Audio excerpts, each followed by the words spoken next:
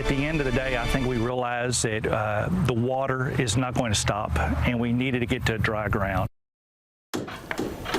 A tight-knit congregation in Henry County, Kentucky is taking matters into their own hands. They do not want their house of worship to be flooded again.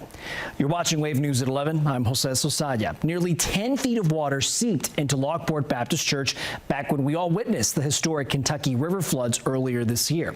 Wave News reporter Fernando Garcia-Franceschini is here tonight. Fernando, with an update on this relocation to start over. Yeah, about 100 people go to the Lockport Baptist Church to worship every week, and it's a small, tight-knit congregation that is still recovering from historic flooding back in April. The church has been located in downtown Lockport since the 1880s, but the pastor there tells me Mother Nature left them no choice but to get away from there.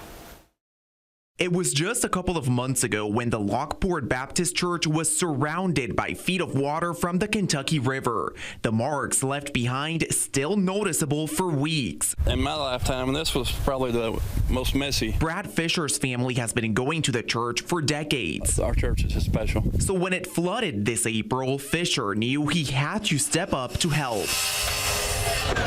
And that was by helping build a new church after another member donated the land.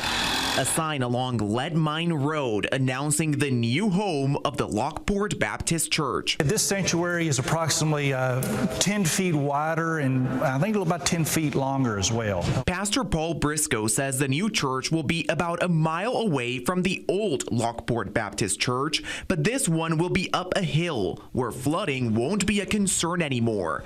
Pastor Briscoe says, however, deciding to move wasn't easy. It was a hard decision to make because there is a lot of sentimental value to the church when you have people's generations have been going to that church.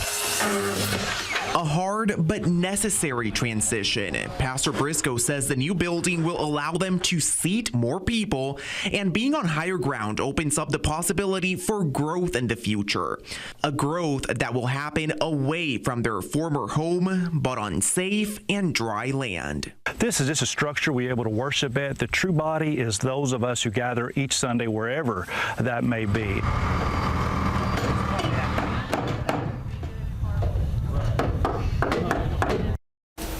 Pastor Briscoe says the goal is to have the new church ready by October. Fernando Garcia-Franceschini, Wave News.